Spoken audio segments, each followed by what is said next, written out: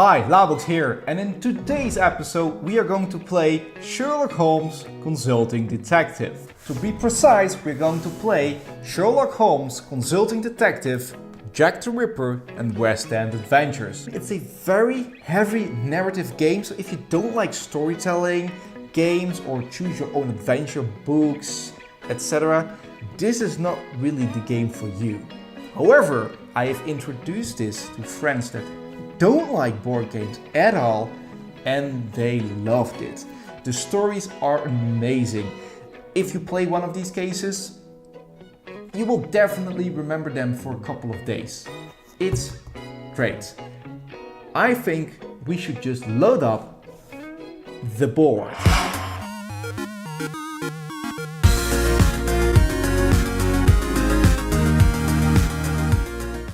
This box contains 10 mysterious cases which will be up to us to solve.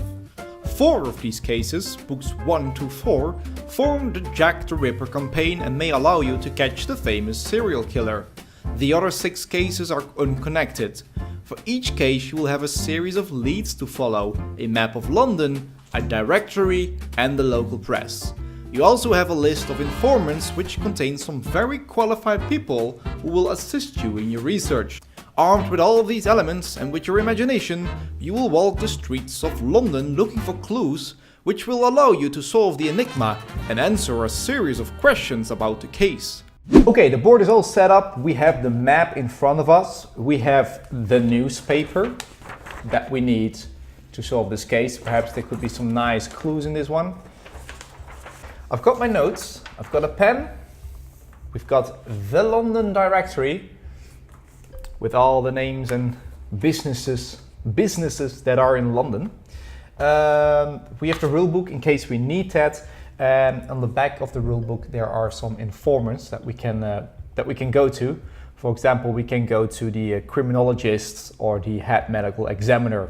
But the most important is the case book. We are going to play chapter 1 of the Sherlock Holmes Consulting Detective Jack the Ripper cases.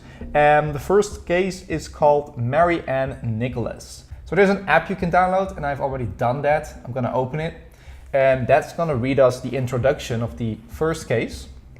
So let's go. Mary Ann Nicholas. Chapter 1. Mary Ann Polly Nichols. Saturday, September 1st, 1888. Early in the morning we're rounded up by Wiggins, and faced with our sleep-filled faces and our reproving glares, he explains that he received an urgent message from Dr. Watson requesting our help. Less than 2 weeks after the resolution of the Lionized Lions case, we're now heading back in the direction of 221B Baker Street, our carriage driving at a fast pace in the morning fog. Wiggins rings the bell. Mrs. Hudson opens the door, and apparently unsurprised at our visit, she invites us up to the first floor.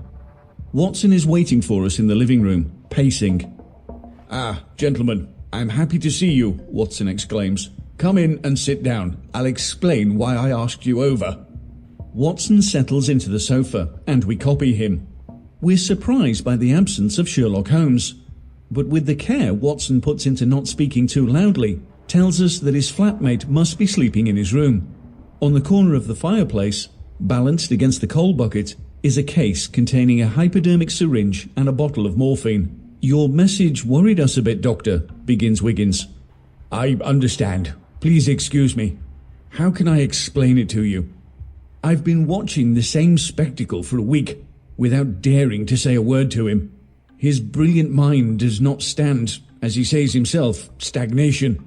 The absence of work, puzzles, investigations or mysteries to solve plunges him into the most depressing state of lethargy, without counting his rituals, which worry me to no end." "You're talking about the injections," interrupts Wiggins as he points at the syringe. "Yes, I'm a witness to these sessions, 3 times a day. He alternates morphine and cocaine to the detriment of his health. One would believe he's incapable of facing daily life in its banality." "I'm afraid I don't see how I could help Mr. Holmes," answers Wiggins. "Who better than you to do so? You're his friend and a doctor on top of that." "I know, Wiggins, you're entirely right. If you knew the feelings of guilt which every night overwhelms me, My conscience is reproaching me for my lack of courage to protest when I see him destroy his health this way. Watson pauses before continuing. Let me get to the point of my message, Wiggins. Head Inspector Aberline came here himself to request the help of the greatest detective on the Whitechapel murder case. As Holmes isn't in a state to receive him, I fashioned a vague excuse and assured him that I would send our best people to help him as soon as possible. Our reputation is at stake. You can count on us, Dr. Watson. We'll find Aberline and start straight away. Give Mr. Holmes our salutations when he wakes up. Thank you, Wiggins. I'm sure that Holmes will be happy with our initiative if he ever comes back to reality, and maybe he'll even be able to help us in our noble undertaking. Okay. We don't know much yet about any murders. Well, it was said that Head Inspector Aberline came here himself to request the help of the greatest detective on the Whitechapel murder case. I guess that will be Mary Ann, Polly Nicholas, who has been murdered. And what we do know is that Sherlock Holmes injects himself 3 times a day with morphine and cocaine. Well, if that isn't nice, then I don't know what is. What a drug lord that is. Or little Sherlock Holmes, putting himself full with cocaine. Okay, so what we have to do. We have the map in front of us, like I told you guys. And this is the map of Whitechapel. So we can go to all of these places that you see on this map, and the red ones are, I think the somewhat more important ones are like companies. So we have here the Mitre Square, Aldgate Station, St. Mary Methodist Church, Working Lads Institute, and so on. And then we have those yellow ones, which are just apartments, what I've been told at least. And now we have to go to Inspector Aberline. So what we can do, I can go to the London directory and I can search for Aberline. I go to the A, Aberline. I don't see Aberline here. That's strange. So we can't go there. Unless he doesn't live in London. Head Inspector Aberline. Because in the London directory there's only people that live in London. So he could actually live outside of London. But I guess he works at the police station, and up here in the top I can see Commercial Street Police Station 100 EC. So I think it would be best to go there right now, as we don't have any clue of what is going on. Besides, well, Mary Ann Nicholas has probably been murdered in a horrible way. We still have the newspaper, of course, but I will take a look at that later. There's no death of Mary Ann Nicholas in the newspaper. Birth, apartments for rent. No, not here. Oh, there's something here. Horror in Whitechapel. A woman was found yesterday in Bucks Row completely eviscerated. The investigators from Scotland Yard have managed to establish, not without difficulty, that it was Mary Ann Nicholas, nicknamed Polly, who lived in a shelter at 18 Thrall Street of that same neighborhood.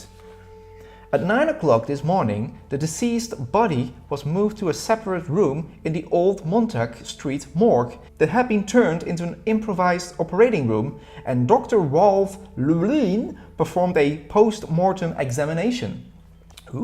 This afternoon at the Working Lads Institute, Whitechapel Road, Mr. Reen E. Baxter will open an investigation into the death of the unfortunate woman in presence of the police authorities, represented by Inspectors Lestrade and Aberline of Scotland Yard. Aberline of Scotland Yard, okay. In order for the police not to be slowed down in its investigative work, and so that they have the advantage of having in their possession all of the information gathered under oath, it was decided to skip over the preliminary formalities of the investigation this time.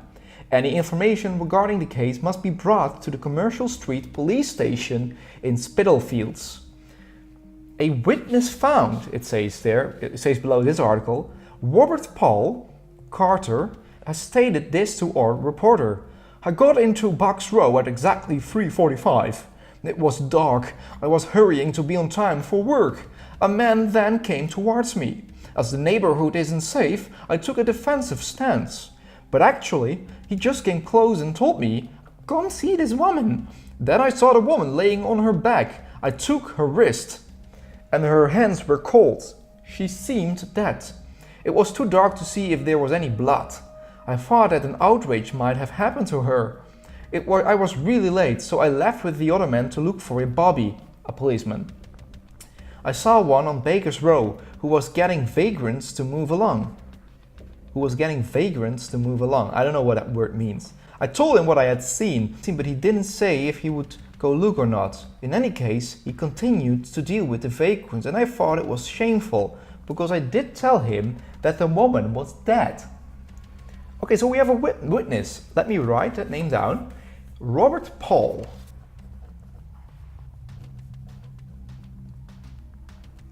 And he was going to work. I got into Bucks Row at exactly 3:45. So at 3:45, he got into Bucks Row, where the woman died. I was hurrying to be on time for work. A man then came towards me. We don't know who that man is. So he met a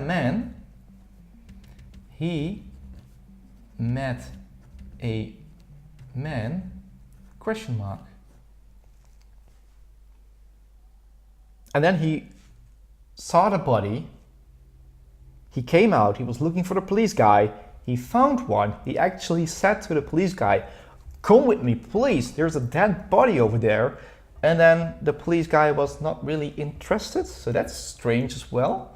Police was not interested in the dead body because he was doing something else. Okay, so well, we got something out of the newspaper already. That's good. I can't see any other articles that would relate to this article or to this death.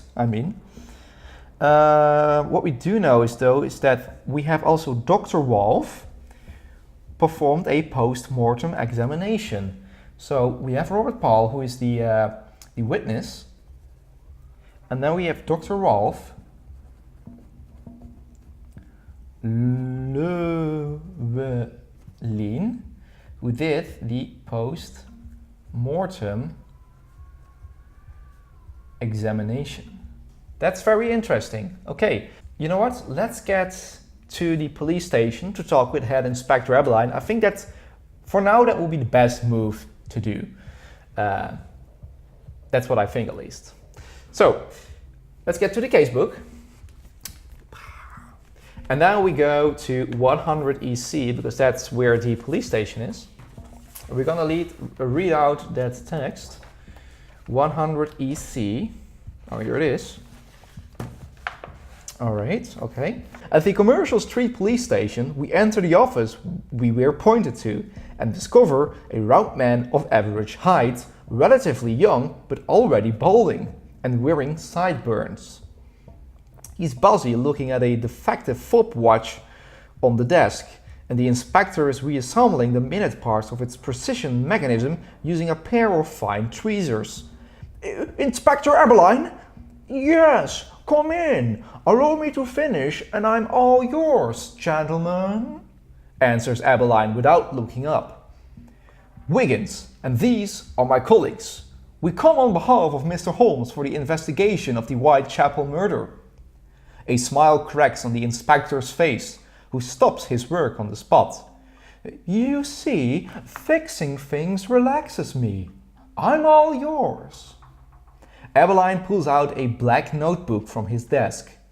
"According to my preliminary investigation, Mary Ann Nicholas, called Polly, was 43 years old.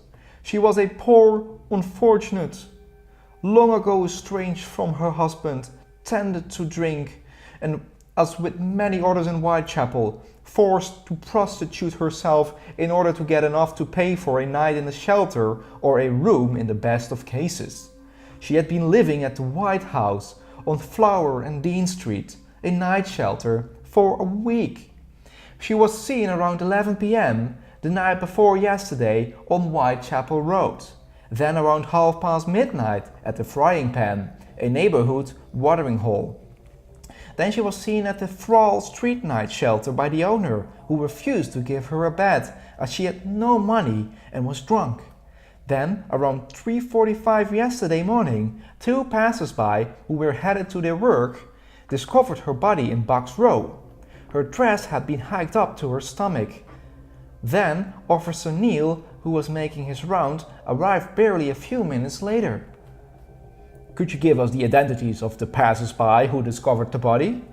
The one who discovered the body is Charles Cross, a carter at Pixford. Do you have a lead, Inspector? I have delegated to Lestrade the research into recent deaths under similar circumstances, as well as assaults and cases closed after the fact. He is quite confident about one specific case, Smith, and we may need to investigate on it. Nicole's murder may have left clues which would allow us to link to these ancient cases. Come back and give me your report tonight. Holmes isn't taking part in this investigation. You can follow up to 15 leads, including this one and the ones previously followed. Okay, we haven't followed any previous leads. That's good. Then move on to the questions. Okay, so we can only go to 15 leads. Okay, that's no problem. And there's a lot of information here. So we have the name of the other witness, because the first witness that was in the newspaper was Robert Paul. And now we have a new name, and his name is Charles Cross. Charles Cross. And he works at a carter. He's a carter at Pickford's. Just write everything down. And the funny part here is that I'm not sure if they talk about the same police guy, because Paul was going on the streets to look for a police guy and he wasn't interested at all. And then later, what they say here is that Officer Neal, who was making his round, arrived barely a few minutes later. Okay, so with Neal, which is the officer, with Charles Cross and Paul, who are the witnesses. I mean, the witnesses, the persons who had found the body the first time, and she was killed in Bucks Row. I mean, I'm not sure if she was killed there, but she was found there. She had been living, and now I have to check a bit because there's an alibi. According to my preliminary investigation, Mary Ann Nicholas, called Polly, was 43. So Mary Ann was 43. She was a poor unfortunate, long ago estranged from her husband, tending to drink, and as with many others in Whitechapel, forced to prostitute herself. So she had a husband, name unknown. And she was forced to prostitute herself in order to get enough to pay a night in a shelter or a room, oft in the best cases. She had been living at the White House on Flower and Dean Street, a night shelter. So she had been living there for a week, and it's called the White House. Then around 3:45 yesterday, so two passers-by who were headed to their work discovered her body in Bucks Row, and her dress had been hiked up to her stomach.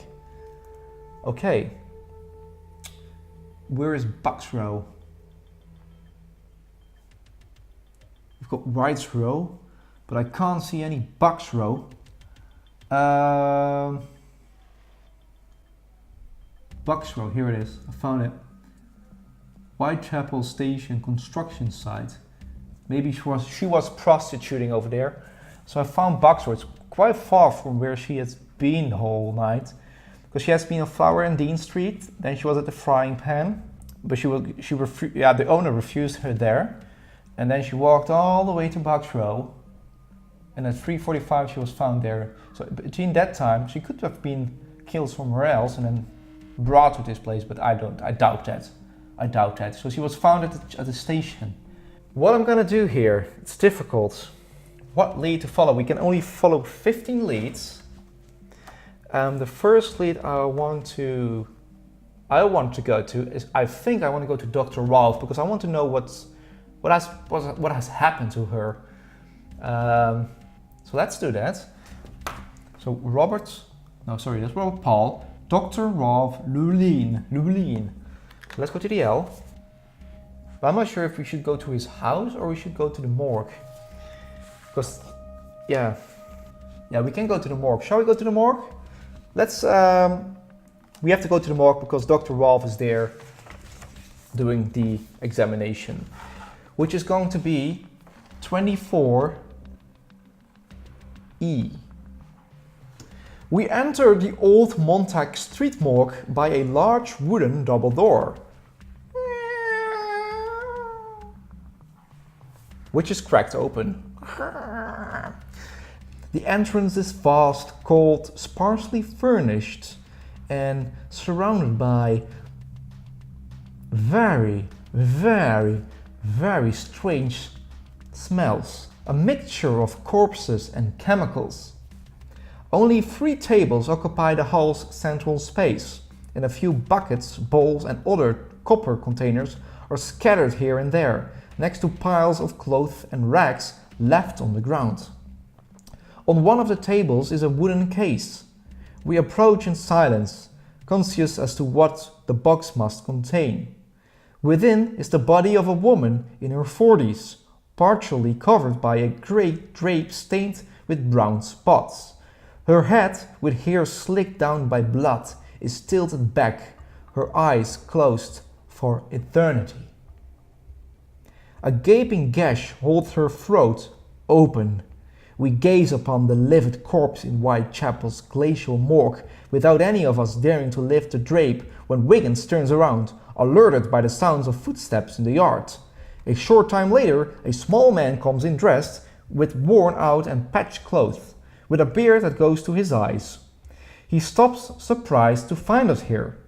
Evidently unsure as to the attitude he should adopt, he glares at us while frowning his bushy eyebrows. Taking advantage of this brief moment of hesitation, Wiggins speaks to the guard using a likable tone. "Greetings, sir. Hello. Greetings, sir. Allow me to introduce myself. I'm Detective Wiggins, and here are my assistants. We are leading the investigation in collaboration with the Metropolitan Police, and we should like to ask you a few questions. Do you work here?" Yeah, I'm Robert Mann, one of the managers of this morgue," answers the man in a hesitant tone. "Were you the one present when the body of Mary Ann Nichols was brought in?" Wiggins then gestures at the box behind him. "Yeah, I got to the yard at 5. I live here. But there wasn't anyone left. No doctor, no police inspector, just the ambulance in the yard and the stiff left on a table in the cold bodies room. What happened next? I closed the door, locked it, then went to have a breakfast. Then James and I, James Hatfield, he's a colleague from the morgue who must have arrived around 6, we went back to the cold bodies room and we undressed the body. Then we washed it and perfumed it with a mix of water and phenolic acid. All that before the doctor came in to make him save time and keep him from nasty stenches." "Where are her clothes?" Robert Mann points at the pile of clothes heaped on the floor. Can we take a look?" "I don't see why you wouldn't be able to." We come closer and discover a thick chestnut overcoat with large copper buttons on which a man and a horse are carved. A dressed brown linen, 2 grey ruled skirts onto which have been stenciled the name of Lambeth Hospice, which are covered in dried blood, 2 whalebone corsets, flannel underwear hardened by abundant layers of dried blood. We notice that the clothes are cut in many places. "The clothes are all cut and torn?" asked Wiggins, perplexed. "Yeah, we are the ones who did that to undress her. It's faster. She was wearing one hell of a layer of tattered rags, and most of it was hardened by dried blood, everywhere on her back from head to toe.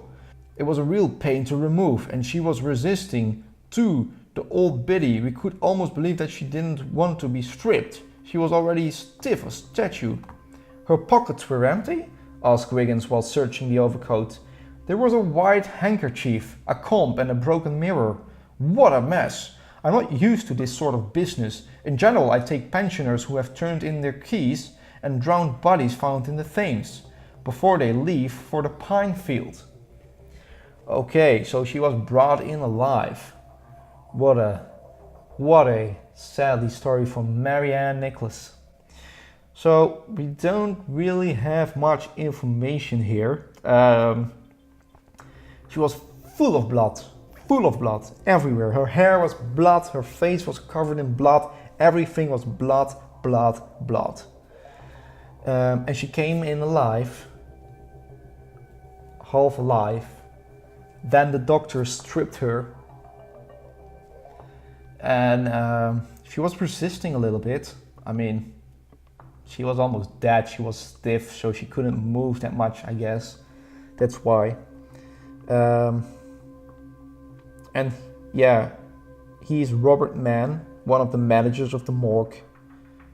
And the doctor, he got to the yard at 5. He said he lived there, but there wasn't anyone left. No doctor, no police, no inspector, just the ambulance in the yard and the stiff left on the table in the cold body's room. So nothing else. I'm not sure if she was alive. I think she was dead, but no, she was dead, of course. No, but because they said she was resisting. Not that much information, boys. We could go to the... we can actually go to Bucks Row. But I'm not sure exactly where she got killed. Did they tell us? She was found in Bucks Row. Bucks Row is a street. We have the Whitechapel Station construction site. We could go there. Maybe she was found there. But that doesn't do anything. Let's go to Dr. Rolfe anyway, because Dr. Rolfe was not at the morgue. Let me just see. Okay, so the doctor... Okay, so we went to the morgue, and this guy was just cleaning the body up, so that the doctor did not have to do that anymore. So let's go to Dr. Rolfe Llewellyn. Let's go to his house. I found him in the London directory. Llewellyn, Dr. Rolfe, 115E. I just first want to know what happened with the body before I want to go to any witnesses or whatever. Dr. Llewellyn lets us into his room, but doesn't seem all that disposed to grant us much of his time. He's a stern man in the prime of his years, wearing a short beard. The walls of the waiting room in which he receives us are plastered with frames containing his degrees and honorary titles. Honorary titles. A diploma of higher medical studies from the London Hospital, a division doctor's title from Her Majesty's Army, a manuscript page making him a member of the British Gynecological Society. I have already made many statements to the press and to the police, and my report was sent to St. Bartholomew's Hospital. The doctor explains to us in a tired voice. If you want to read it, you will need to go there. We won't bother you for long, doctor, answers Wiggins.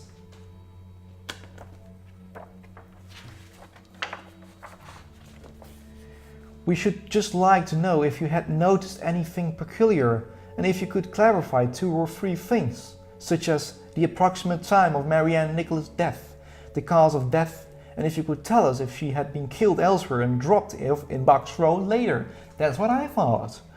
Listen, I got here around 4 o'clock. We are only 300 yards from Bucks Row and Marianne Nicholas was dead. Her wrists were cold, but her body was still warm. She had been dead for at least half an hour, and it's of course out of the question that the wound could have been self-inflicted. There was very little blood around the neck and on the ground, blood which must have flowed into her hair and clothes. As to the cause of death, the wounds to her abdomen as well as those to the throat are sufficient to cause death. We should just need to determine in which order they were made. I think that the victim first had her throat slashed, then was gutted once lying down. I ordered the body be transported to Whitechapel Morgue rather than Morgue of Whitechapel Hospice. A short time later I joined them to perform the autopsy. The rest is in my report. Okay, he doesn't have a lot of time, but we can go to the Bartholomew's Hospital if we want to read the full report. I think we should do that. We should know everything about the murder. before we ask questions to people. So she was brought 3:45. She was found at 4 o'clock. She was brought into the morgue, and then at 4 o'clock, this doctor did the autopsy. And the thing is, her wrists were cold, but the body was still warm. She had been dead for at least half an hour. It's out of the question that the wound could have been self-inflicted, so that's good. There was very little blood around the neck and on the ground. Maybe because all the blood was in the hair. I think she was with her head like over the bed hanging, and like because she was slashed, and then the blood went over her head into her hair, and she was also gutted. It's a very terrible story, but we have to find out what happened. We have to go to the full report. We have to go to the Bartholomew's Hospital, or whatever it's called. Can we find it here on the map? I don't think so. But in the London directory, we can find the hospital. St. Bartholomew's Hospital, 38 EC. So let's go to 38 EC. That's our third lead that we are going to follow right now. 38 EC. After having found the office of the head medical examiner empty, we go down to the basement of St. Bartholomew's Hospital looking for the autopsy room. To the gaze of all on inclined tables of black marble. To our great surprise, we stumble upon a group made up of 4 workers and a dozen young women accompanied by children, who, while eating chips from old newspaper cones, contemplate through a glass window 7 bodies exposed to the gaze of all on inclined tables of black marble. The bodies are bare and wetted by rivulets of water coming from faucets located over each of the tables. Evidently, none of the visitors has come here to identify anyone. Suddenly, Sir Jasper Meeks rushes into the room and starts frog-marching this little crowd towards the exit. "I'm sick of these Sunday strollers who come to the morgue as if it was a day out at the zoo," fumes Meeks. "How can I assist you, gentlemen? We are investigating the crime which took place in Bucks Row. A certain Mary Nicholas." Wiggins promptly answers. "I was actually in the middle of rereading Llewellyn's report. If you knew, what a mess. 2 residents couldn't think of anything better to do than strip and clean that poor woman before Llewellyn's passage. The imbeciles." 2 residents of the morgue. Oh, that's why. Yeah, they're super imbeciles. It's super dumb, of course. If you knew what a mess. 2 residents couldn't think of anything better to do than strip and clean that poor woman before Llewellyn's passage. The imbeciles. Can you explain to me why they didn't start off by bringing the body to me here? Their morgue is no more than a quick stop on the way to a mass grave. Sure, the hospital is a bit further away, but bloody hell, it's clear that this is an unusual crime which requires the greatest of attentions. Seeing what little information I have, my conclusions can't be much different from Llewellyn's. Sir Jasper then reads us his colleague's report. "This is a woman in poor condition, 5'3", round, roughly 43 years of age. 5 teeth are missing, a slight laceration on the tongue." "Any marks or blows?" asks Wiggins. Meeks ignores him and continues his lecture. "A bruise on the lower part of the jaw, on the right side of the face. This could be the result of a pressure from a thump. We can also notice a round contusion on the left side of the face, which could have also been inflicted by the pressure of many fingers." "Due to being strangled?" asks Wiggins. "No, after." Meeks answers dryly. "They are almost at cheek level. I concur with Llewellyn that they are post-mortem." Meeks continues his lecture. "On the left side of the neck, we can observe an incision starting directly under the ear and extending as far as an inch under the jaw. On the same side, but almost an inch lower, is the start of his circular incision when ends 3 inches under the right jaw. This incision completely tore all tissues to the vertebrae. We must wonder if he didn't try to decapitate her," Wiggins exclaims. Meeks continues his lecture in a neutral tone. "No blood on the chest, nor on the body or on the clothes." "But her dress shouldn't have been stained with blood?" Wiggins asks in a surprised tone.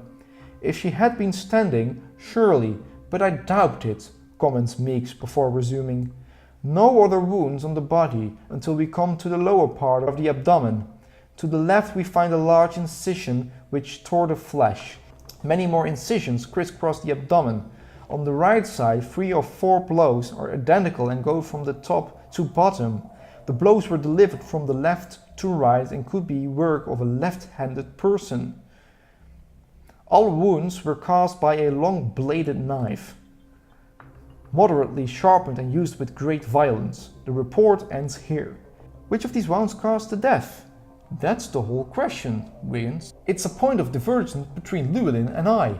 He believes that the cause of death was due to the deep wound that slit her throat. In my opinion, this poor woman was strangled first. At what time was she killed? I can't tell you precisely, as her temperature wasn't taken on location, curses Meeks. Nonetheless, the body was still warm when it was discovered, and Llewellyn noticed no sign of rigor mortis. She must have been discovered roughly an hour after having been killed. She must have been discovered roughly an hour after being killed. So that makes it like... Unlike what you said earlier, your conclusion seems to differ from Llewellyn's. Listen, gentlemen, I don't have the habit of throwing discredits on a colleague, not having been on the crime scene.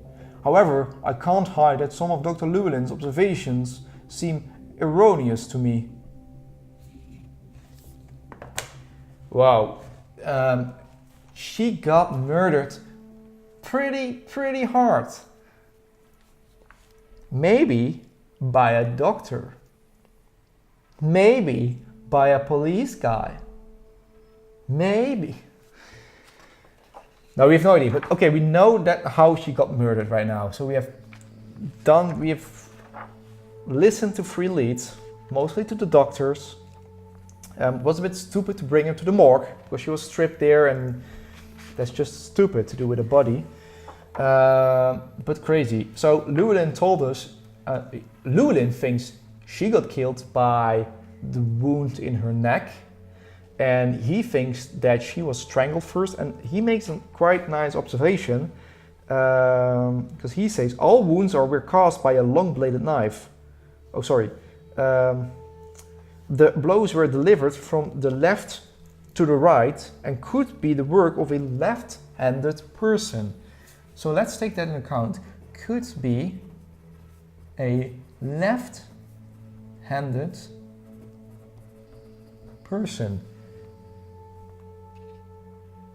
So first, because let's see what happened in her cheeks. That's super strange.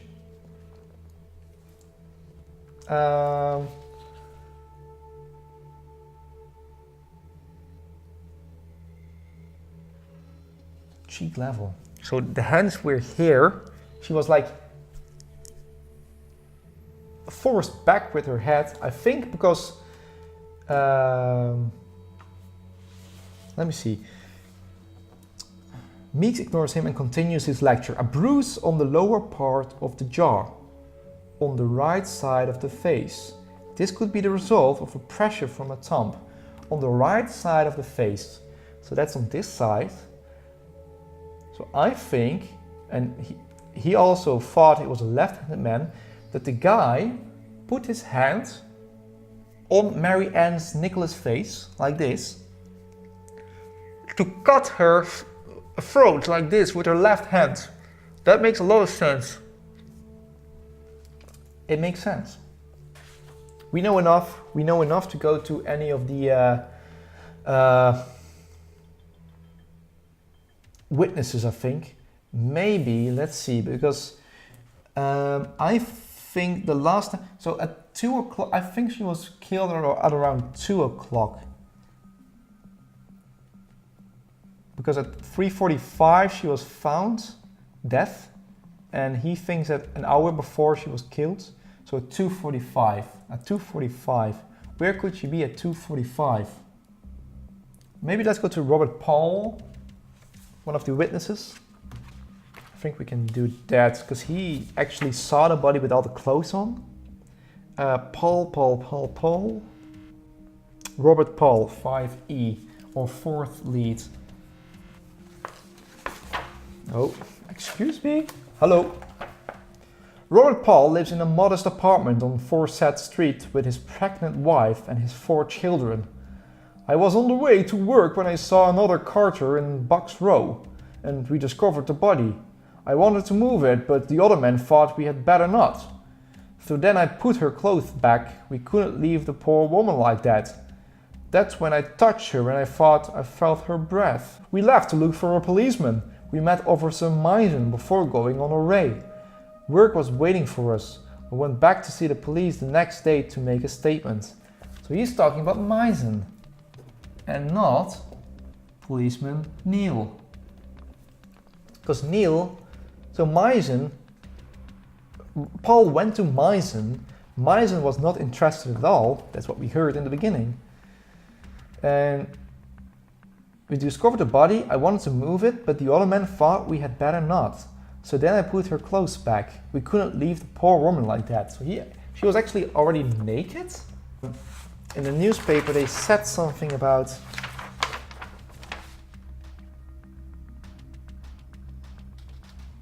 this afternoon at the Working Lads Institute, Whitechapel Road, Mr. Wayne E. Baxter will open an investigation into the death of the unfortunate woman in presence of the police authorities. Let's go there. Let's go to the Working Lads Institute, which is 10. This isn't your lucky day, his secretary explains to us. Mr. Baxter just left for the morgue, furious that 2 residents have removed a victim's clothes before the arrival of the medical examiner and his expertise. Knowing Mr. Baxter and how pernickety he is, I wouldn't want to be in those 2 shoes. Baxter is furious about those stupid guys at the morgue that undressed her, but I think she might have already been undressed. Crazy. Okay, I have to think a little bit to where we can go to. We can go to the frying pan, where she was refused. I think that's actually the best thing to do now. I have to check that though. Was at the police station. They told her that. What do you see? She was seen around 11 p.m. the night before yesterday in Whitechapel Road and around midnight at the frying pan. Then she was seen at the Thrall Street Night Shelter by the owner. Let's go to the Thrall Street Night Shelter. 18E. Okay. Between Commercial Street and Brick Lane, we enter narrow streets in search of the Thrall Street lodging house. In place, blood coming from nearby slaughterhouses flows freely over the ground. An errant dog is taking advantage of that and is licking the pavement.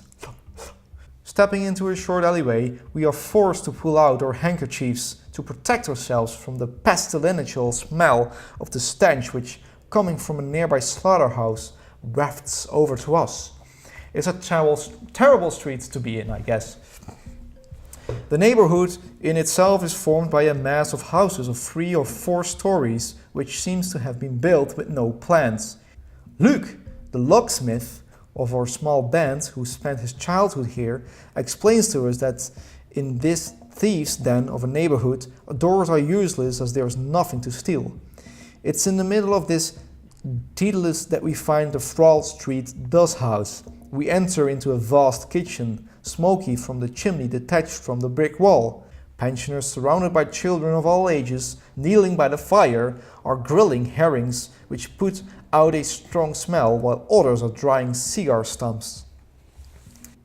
The manager, an imposing man in his 60s, is settled on a stool not far from the chimney. He's badly shaven, bloated by alcohol, and wears an old hunting jacket which is worn and torn to the skin. Today I have a lead cap with a cast iron visor, he complains while gazing at his cooking meal and clearly regretting the amount of imbibed the night before. Polly lived here for a bit with her friend, Nellie, the telegraph. Nellie, the telegraph. We call her that as she is the first one to spread rumors. Polly stayed here for 3 weeks. Polly wasn't unfortunate, but she kept her smile and her good mood. But to pay for her bed though, that was another matter. How many times did I have to credit her a meal or a bed? That Polly, she could never hold down a job. She should end up prostituting. But lately she didn't pay anymore. So when she came back from the frying pan half drunk and without a penny on the night of the 30th, I refused to give her a bed. She left at around 1:40, promising to come back and pay and asking me to keep her bed for her. She was all happy and wouldn't stop boasting about having a funny new bonnet. That's the last thing she's told me. Do you know who's the bastard that ended her? No, we are leading our own investigation. This Nellie, you know where we could find her? The poor woman is snoring in her flea box as we speak. She is alone and has much trouble paying her dues. If you could give her a hand, you should be kind. Yeah, let's go up and see her. Yeah, give me what the Telegraph owes me directly. What Nellie owes me directly. It will keep her from spending it down her gullet at the pub. We give a few extra pence to the manager, asking ourselves if he would actually deduct it from Nellie's tab. He ends up standing up, arming himself with a lantern and guides us to the first floor. We discover a filthy dorm room in which are stacked, in bunks similar to coffins, poor woman. The manager wakes up a woman in her 50s, with a worn face and sunken eyes, without care, much like the rest of the room. With a tired treat, Nellie joins us in the stairway. The manager goes back down and leaves us in darkness. We apologize for having her woken up and explain to her the reason for our visit. You should have warned me of your coming. I would have cleaned up my face. Like I did yesterday for the Inspector Eberline, answers Nellie the Telegraph, smiling despite her fatigued state. Can you tell us about Polly? Asks Wiggins. Oh yes, of course, answers Nellie in a half tone, obviously moved. Polly would often ask me to reserve a mat for her here. I liked her despite her character. She found herself alone, with no man as much because of her moods as due to the drink. Yet she had 5 kids, but it had been years since she had even seen one of them. So alcohol, no one really had a reason to throw stones at her, and we felt a bit safer with the Nicholas gang in the area, a bit more than with the Bobbies. Nellie suddenly stops, pensive. When did you see her for the last time? Asks Wiggins, bringing Nellie the Telegraph back to reality. It was right before. Oh my God, when I think about it, I met her by luck around 2:30 in the morning. At the corner of Osborne Street at Whitechapel Road, across from the church. It was raining cats and dogs. I was coming back from the docks where I had been watching the fire at the Shadwell warehouses. The rain wasn't enough to quench the blaze. The sky was red and there was lightning. Polly was drunk. She was staggering along a wall. I went to see her and she explained to me that she had earned 3 times the amount needed to pay her bet that night, but that she spent everything at the pub. She didn't want to go to a penny sit-ups, so I begged her to come back with me, but she still wanted to earn the 4 pennies to pay the sleep merchant. I will be back soon, she told me. The church clock then began to roll. I saw her stagger towards Whitechapel Road. Then she disappeared in the darkness. If only she had listened to me. Did you know her former husband? No, I never saw him, but Polly had told me about him. He was called William and had stopped paying her a pension long ago when he learned that she was prostituting herself. The last time she saw her ex-husband was 2 years ago in June, at the burial of her brother who died burned alive because of the explosion of a paraffin lamp. I think that William lived with his sister. He had gotten the kids a few years ago when he learned that Polly lived with Thomas. Thomas? Thomas Drew, a blacksmith who has his shop between Raven Row and Whitechapel Row. She had gotten a crush on him at the time and their thing lasted a few years but ended badly. She didn't have any new friends? Not as far as I know. As we are about to go down the stairs, Wiggins turns back and speaks one last time to Nellie. I almost forgot. We paid your tab to the manager. Nellie burps and says thank you. And that doesn't say it. Okay. We have some interesting time zones here now. I have to write them down. Hello? Hello? Hello? Okay. Okay, so we just went to the Frall Street lodging house, 18E, and it gave us some very nice information, to be honest. Let's see. So what we found out is that Polly, Mary Ann Nicholas, has a friend called the Telegraph. And we spoke to her. She's called the Telegraph because she spreads rumors as quickly as she can. And she told us that she saw Molly. I refused to give her a badge. She left at around 1:40, promising to come back and pay. Okay, so where's 1:40? And I think she went to go to find a guy to get some money. Nellie, we talked to Nellie. And Nellie tells us the following. I met her by luck around 2:30 in the morning. So at 2:30, Molly of Mary Ann Nicholas was seen at the corner of Osborne Street at Whitechapel Road across from the church. Maybe she went to the church to sleep there. I don't think so, but we have to find at the corner of Osborne Street and Whitechapel Road across from the church. So let me see where the church is. We have a church here.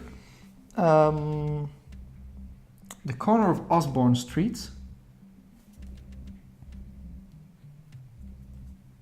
Now here's the corner of Osborne Street.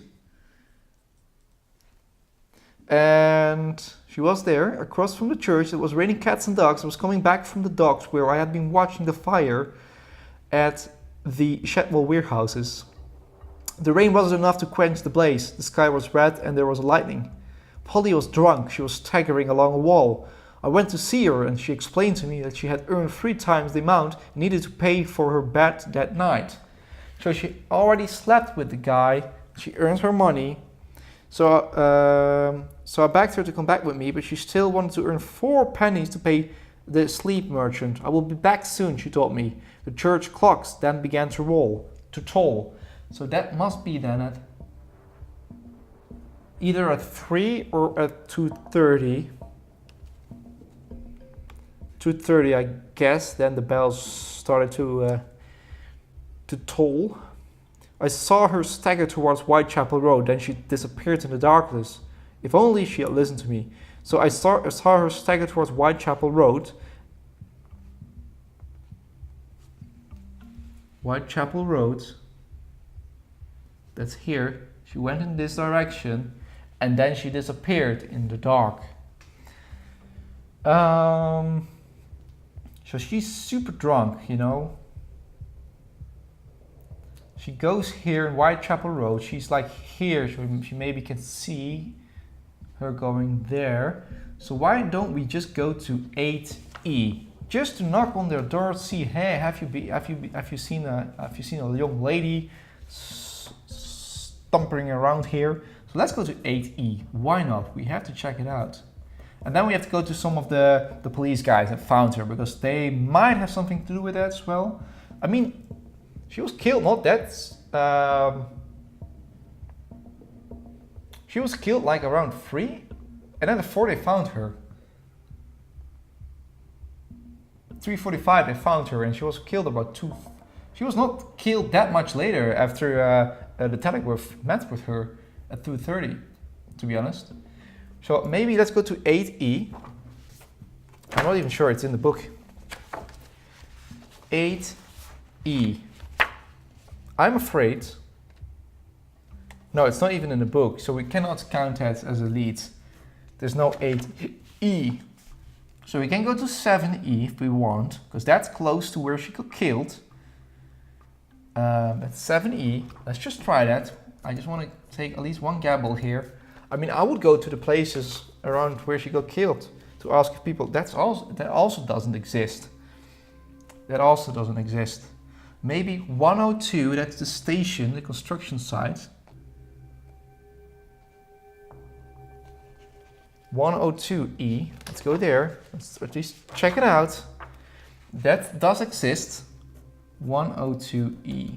And then we have 1, 2, 3, 4, 5, 6, 7 leads, so we still have enough. The construction site of Whitechapel train station is crawling with workers by day, but is deserted by nightfall. We find no one to tell us about the murder on Bucks Row. This lead is free, don't count it. That's great. Okay, ooh, it's very deserted there. Anyone could have killed her by now. Let's go to Police Officer Misen, because he was the one that was actually there, not giving a fuck about the death of Marianne Nicholas. Misen. Misen. Jonas Misen. 126E. 126E. Where is that? Listen, I don't know who at the yard is sending you, but I should like not having to endlessly repeat the same things. Oh, Jonas Misen unwillingly remembers the night of the murder. I was patrolling on Hanbury when at the crossing with Old Montag, 2 carters stopped me. One of them told me my services were required at Bucks Row, and after receiving a bit more information, I left in that direction. I found another officer there, Neil, with locals. I helped as much as I could at the moment. I went to fetch the medical examiner, and once the body was transported, I returned home. Okay, so Misen, okay, he's telling the truth, because Neil indeed was the first police guy to be there, the first Bobby. And I want to go to Neil as well to see what he has to tell us. Neil. John Neil, I guess, 123E. So let's go to his place. Okay. We wake Officer John Neil as he is recovering from a long night shift. Sorry, Mr. Neil, apologizes Wiggins, but we will only take a few minutes. We follow Officer Neil into his modest apartment. He sits down, smooths his moustache and tries to put some order to his messy hair. What would you like to know, gentlemen? Just a few details. Could you describe the state of the body when you found it? The poor woman was laying on her back alongside a wooden door, with her left side against it and her throat slit. As I didn't see much blood, I took a bit of time to realize she was dead. I even tried to pull her back up. How was it that you didn't see more blood?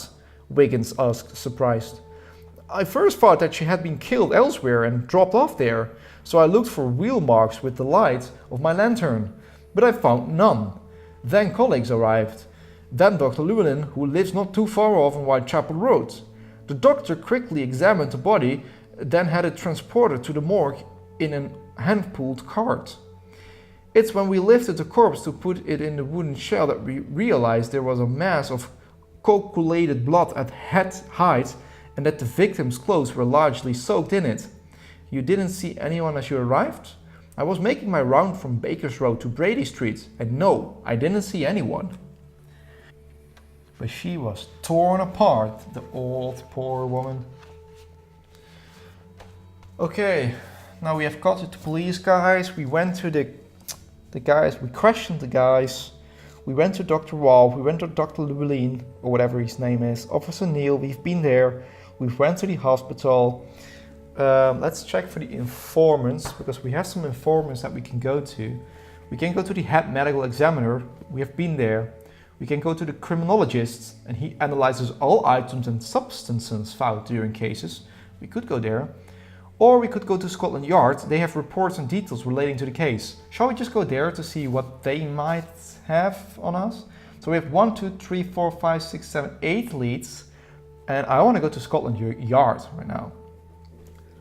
Let's ask him if they maybe know more. 13 SW. A police officer leads us to the office of Inspector Lestrade. Listen, answers Lestrade self-importantly. I don't have time to talk with you. Head Inspector Donald Swenson, in charge of this case, has demanded swift results. Otherwise heads will roll. He delegated the fieldwork search to a so-called specialist of the East End, Inspector Ebeline of the CID. With her help, this full case should presently be resolved. Why do you believe that, Inspector? Asked Wiggins. It's obvious. This isn't the first crime that this malfeasant has perpetrated. It's a racket organized by a neighborhood gang which is blackmailing these poor women by promising them an illusory protection. There are many, you know, like the Nicholas gang or the blind beggar gang. She must have refused to pay and things went sour. The authors of the racket will not remain unnoticed for much longer. Blood flowed this time, and fear shoot untied tongues. I've asked for the files about one death, as well as 2 closed cases, Millwood and Wilson, in addition to a few files of my own. I'm still waiting for this information from both archives, but I'm confident. Were similar cases resolved this way recently? Okay, listen, I should love to keep this conversation going with you, but I have work waiting for me, and truth be told, it's a common and miserable crime, the likes of which are too often seen in the neighborhood. Now, if you will excuse me, good day, gentlemen. Leaving Lestrade's office, we try to find a policeman who could tell us if Inspector Eberlein is in the area. You're not in luck. A cooperative officer tells us Frederik Eberlein came by this morning to see Head Inspector Swanson and more, but he just went back to the Commercial Street police station. Yeah, so we already talked to Eberlein, and Lestrade, he thinks it's some kind of gang-related thing. A gang? We can go to the journalist of the Police Gazette. They have source of information for criminal cases. We can also go to the Porky Shinwell, owner of the Raven and Red Pub, source of information for all illegal affairs and underworld figures. Perhaps we should go there. So let's go to, what is that, 52 EC. Under the light of an oil lamp, Porky is enjoying a plate of brined mussels. Upon our arrival, his rubicund face splits open with a wild smile.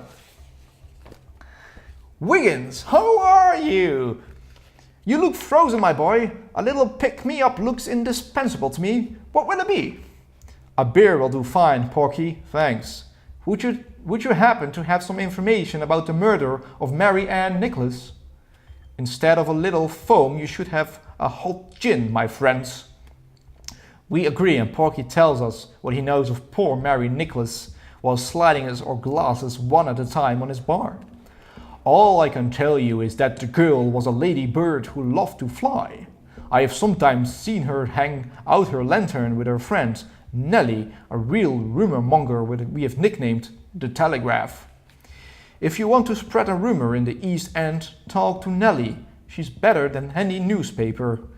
They were drunk, the 2 of them, looking for clients while singing atop their lungs. Porky turns back, taking the time to serve other clients. Where was I? Oh yeah, the poor Polly. She also frequented the frying pan regularly. In any case, I haven't seen her for at least 3 weeks. Must say that she probably didn't leave Whitechapel all that often. That's where the poorest of the poor live. The worst paid workers, with the thieves, the crooks, the beggars and the prostitutes, all pell-mell. Most are Irish like I am, or Jewish. That neighborhood is a real breeding ground for future jailbirds. I heard that she had been gutted. Some guys able to send a half-wit to the next world for some pennies isn't what the East End is lacking, but one game to slice open the lower belly of a streetwalker? I'm drawing blank. Knock them around. Sure, but that? It's bad for business, as we say, and whoever isn't towing the line is causing more trouble than he's fixing. There's always been a cold breeze in the neighborhood since the murder of Martha Tabram this summer. Sure, that wasn't as much front-page material in the press, but I can tell you that there is a number of people that put in a bad spot. We see less and less people hanging out. Like who? I don't know precisely. Before I had Freddy Broken Fingers who come in and keep me in the loop as to what was going on in Whitechapel. Gotta admit that he had a gift for being in every scheme and that he always fell for a different harlot. But it's been a while since he has shown up too. Freddy Broken Fingers? Yeah, well, it's been nice and all, but I've got work to do. Come back and see me sometimes, will you? If, during this case, you should like to interrogate one of your informants on the topic of Freddy Broken Fingers, head over to the lead with the previous number. and the same area code if it exists. The lead will, in that case, always begin with Freddy Broken Fingers. If that's not the case, then ignore it, as your contact has nothing to teach you on that subject. These extra leads are free, don't count them. Ooh, so we can ask people about Freddy Broken Fingers. Porky has something to say about Freddy Broken Fingers. Freddy Broken Fingers! Now you're really interested in him, Porky says in a surprised tone as he leans over the bar while wiping a glass with his rag. He's a weasel of many talents. One time he got in trouble with a former boxer who broke the fingers of his right hand after beating him up. That's how he got his nickname. He has many strings to his bow. At one time he was associated with young buzzers, kids who would empty the pockets of passers-by who would stop to watch the magic tricks he should perform in the street. Gotta admit, he's good at that, even with his crooked fingers. The last time I saw him, and it was a while ago, he hung around with a boozer who had a bun in the oven, and he wanted her to get rid of it. I think at that moment, Granger was looking for him, so he made himself discreet. Granger? Granger, now that's bad Irish blood of the worst sort. He is a part of the old Nicholas gang who are extorting the unfortunate woman of the thief's kitchen. He's nicknamed the Rabbit because of his hair lip. I've heard it said that he just went back to Cork and joined the artillery corps to let himself be forgotten around here, and that's not a bad thing. Okay, whoa. So Granger now. Okay, so Freddy Broken Fingers. One time he got in trouble with a former boxer who broke the fingers on his right hand after beating him up. So Freddy, most likely, if he wants to stab someone, he will stab it with the left hand, because his hand is T-Rex on the right. Hey, we get closer a little bit. I will write this one down. I think it's not free. And then he talks about a certain kitty. At this moment, I have no idea who the murder could be. So we really have to check that out. Was it the frying pan? Because the frying pan, she was there at, I have that at 12:30. Is that the same frying pan? Is that the same as Thieves' Kitchen and Granger? Oh man, let's go to the frying pan, perhaps. The frying pan is 17E. The frying pan is a sordid pub with a washed out sign on the corner of Finch Street and Brick Lane. On the doorstep, prostitutes try to find clients among the passers-by. A badly shaven doorman looks at us as we enter. We find a space not too far from a dirt-encrusted man, bald on the top of his head, occupied by looking above him at the gleam of the gas lamp lighting up the smoke-filled room, all the while stuffing a clay pipe with his thumb, using coarsely chopped tobacco. His clothes seems too large, and his frayed cuffs are as black as his fingernails. Upon our arrival, he begins to complain. "Friends, cohorts, greetings! It's of that damned gas that I'm losing my mane, and they have the balls to call this a gin palace." The barkeep, without paying the least attention to our neighbor, pours us a glass of his best rye whiskey, and Wiggins takes the chance to interrogate him. He learns that Polly was here on the night of the crime and that she left the pub around 1 in the morning, alone and imbibed, after having contributed greatly to making the place more lively. As we are about to walk out of the pub, a large, mature woman with a florid complexion grabs Wiggins by the arm. With her scratchy voice, burned by alcohol, she whispers, "You're investigating Polly's murder, young man?" "Yes, miss," answers Wiggins.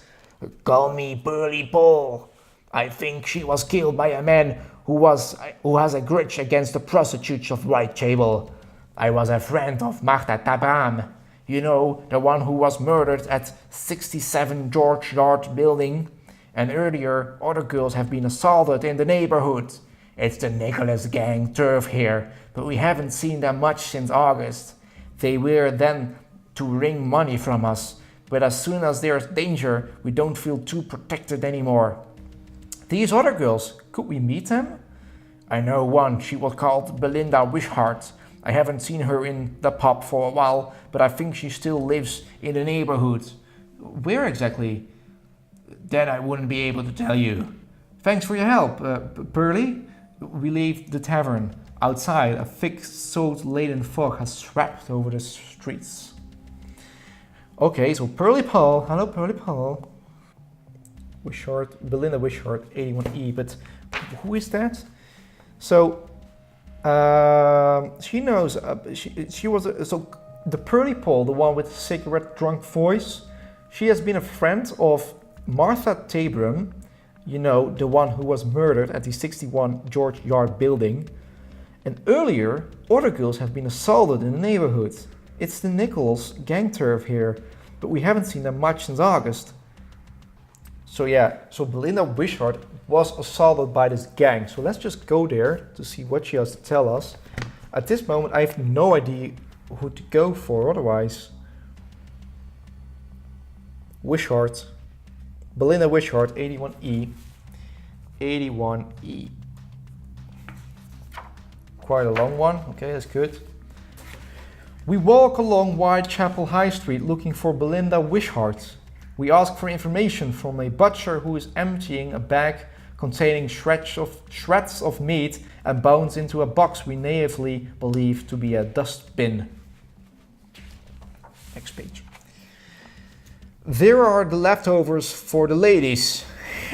Belinda, she lives in that passage over there on your right past the Saggers Brothers grocery.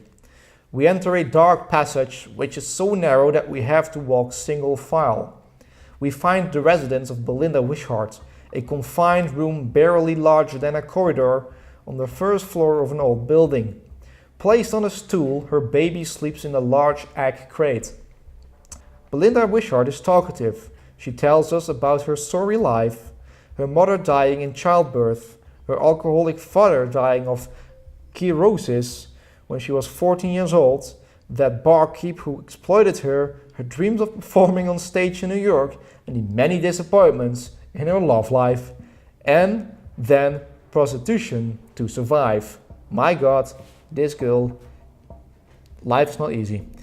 Tell us about your assault, asks Wiggins, who wants to get to the point. He was a Portuguese sailor who reeked strongly enough of alcohol to kill flies as they flew by. He had a black bird, tattoos, and sweated from everywhere like a toad. He wanted to fuck on the way. This story gets pretty... the further we get in the leads, the stronger the text is, the stronger the violence gets, the more depressing the stories get. But okay, let's just read on. Okay, let me just rephrase everything. He was a Portuguese sailor who reeked strongly enough of alcohol to kill flies as they flew by. He had a black bird, tattoos, and sweated from everywhere like a toad. He wanted to fuck on the way. We went to St. Mary Street near the school. It was late and it was deserted. I hiked up my dress and my petticoats. I leaned back against the wall of the school and asked him to hurry, as it wasn't warm. He pulled down his pants and realized he should amount to nothing. It made me laugh. He looked funny holding his little bit in his left hand. He flew into a rage, pulled out a knife while screaming at me in Portuguese, and then leaped at me. I screamed.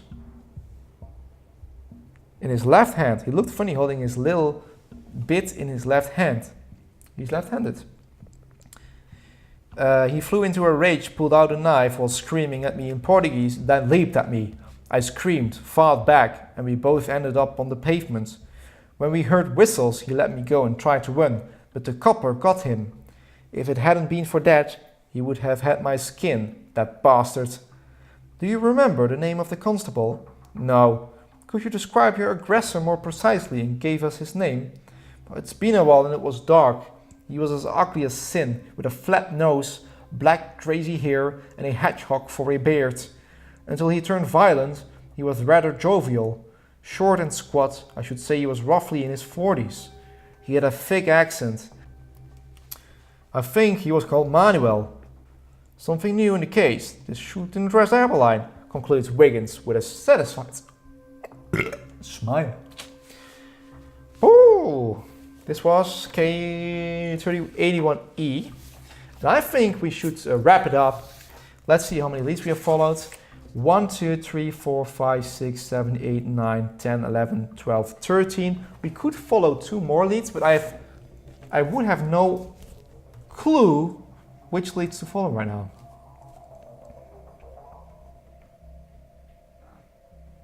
Hello. Can you... Oh. Kittens. So we went to win, but yeah, we have done so much.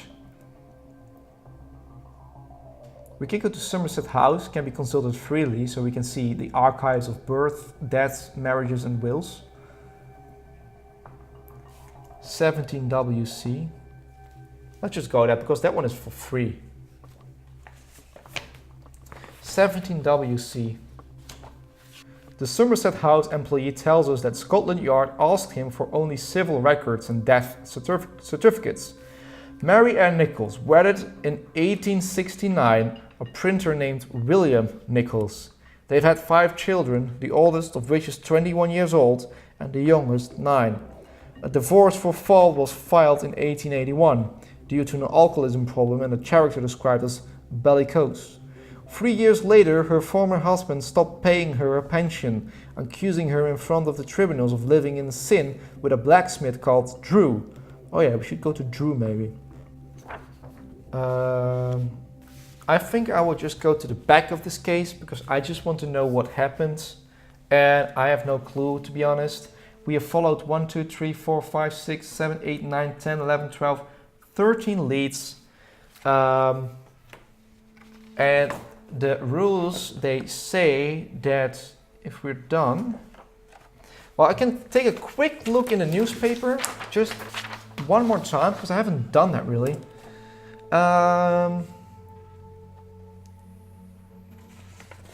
No, it says here, by the way, in the rulebook, Jack the Ripper campaign hinges on the 4 murder nights. It is impossible to stop Jack before the end of the 4th case.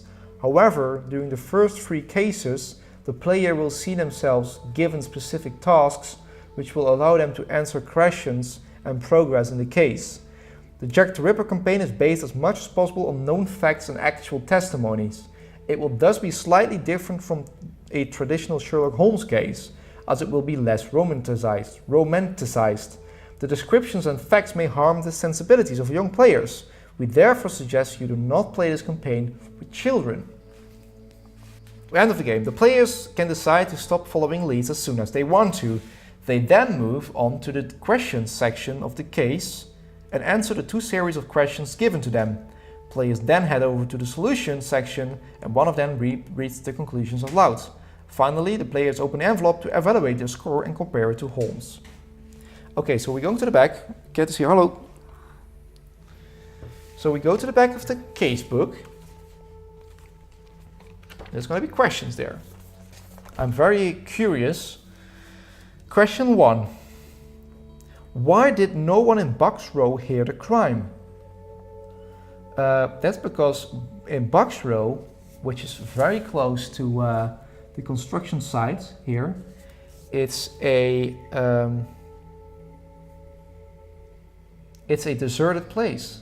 I don't think that Mary Ann Nichols was killed somewhere else and then brought to this place, because then other people would have seen that. I think she was just killed there and it's super deserted and no one knows. No one is, just no one is there actually. Maybe they just wanted to have a quick fuck there. I'm sorry to say it like this, but that's just how it is. And she got killed there. Second question, what was the position of the killer in relation to his victim when the mutilations took place? What was the position of the killer in relation to his victim when the mutilations took place? What was the position of the killer? I think it could be from the back, like sliced open like this. Oh! Maybe, why did no one in Bucks Row hear the crime? Because also the crime guy, or the killer, had his hand in front of her mouth. Probably, like, so you come like this. He did this with her, like this, and then cut here, and then stabbed her 4 times. So from the back. The second question, what was the position of the killer in relation to his victim when the mutilations took place? The back. Was Mary Ann Nicholas' killer left or right-handed? According to previous answer, he was left-handed. 4. Which assaulted and or killed woman were in all likelihood not victims of Mary Ann Nicholas' killer? I think the ones that got raped, because I don't think they have never told us that Mary Ann Nicholas got raped, and all of the other victims, I think they got raped. So the raped victims. Question 5. Among the other women, which victim shows the most similar profile? Among the other women, I've not met that much women that were stabbed. I would say Trebam, but that's just that girl Trebham or something. Then we have the second series of questions. Who had a reason to harm Freddy broken fingers? Granger? But I don't know why. Because question 7 is why? I don't know, money. Okay, so that's done.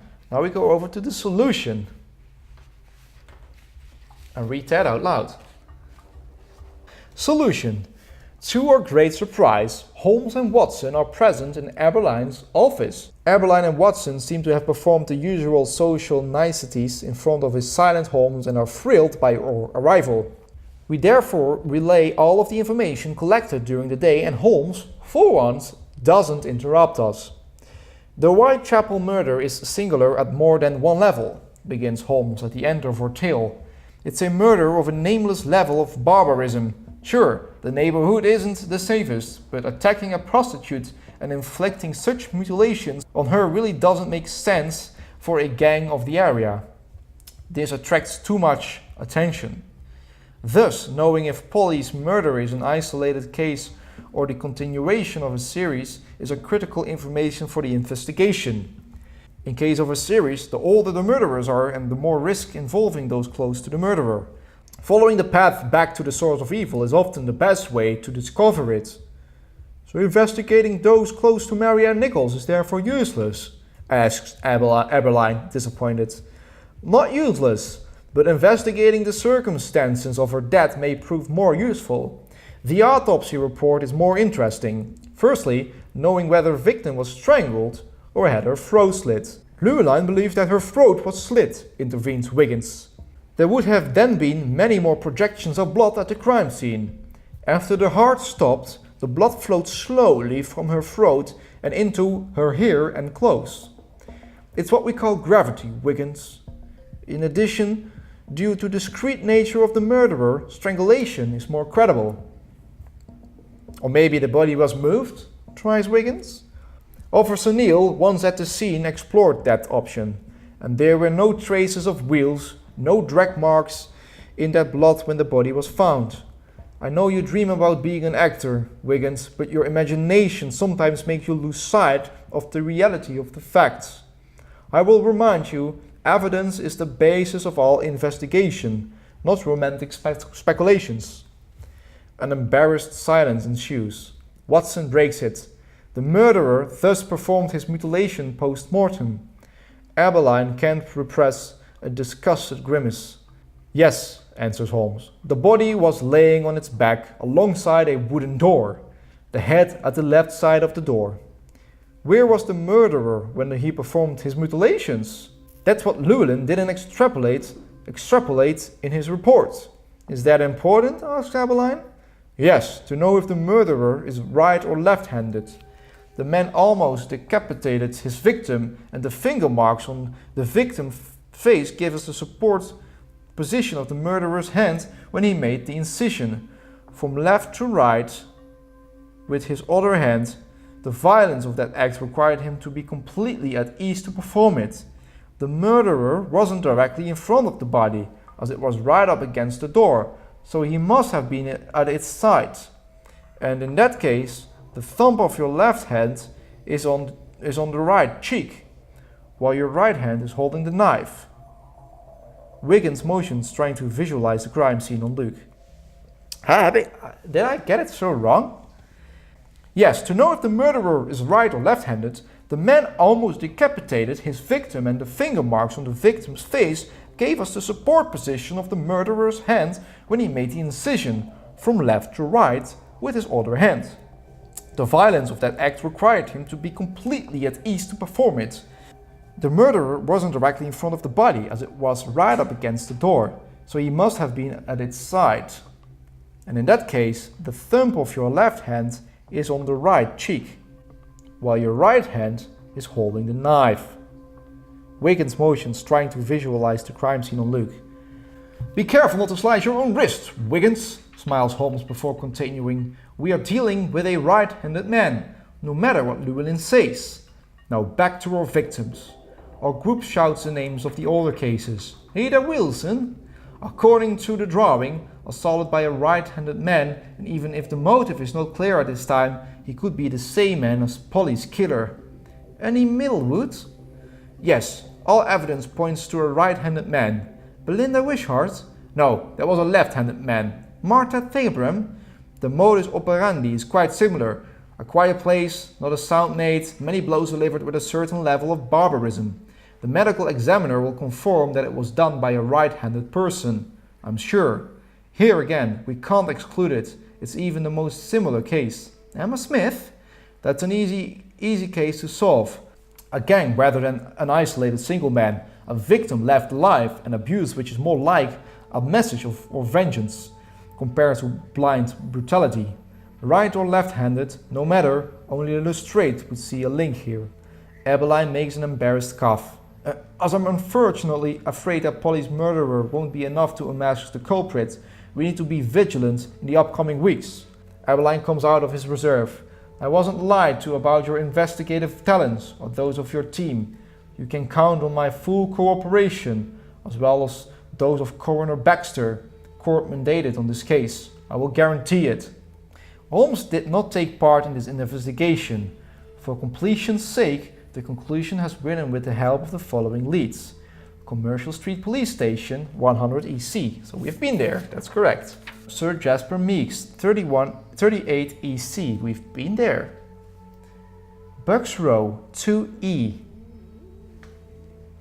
We have not been to 2E. But okay. We've been to Officer Neal, we've been there, 123E. Criminal Arcus, 14WC, we've not been there. Somerset House, 17WC, we've been there. It was free anyway. The Frying Pan, 17E, that's where we have been as well. Belinda Wishart, 81E, been there. George Yard, 67E, no. Ada Wilson, 3E, no. Baker's Row Asylum, not been there. And George Street, 62E, also not. To be honest, I was totally wrong then. I mean, let's go to the questions, let's go to the answers, but I'm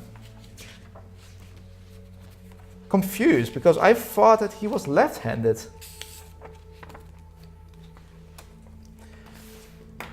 Because a guy walks up to a woman from the side, okay? From the side or something.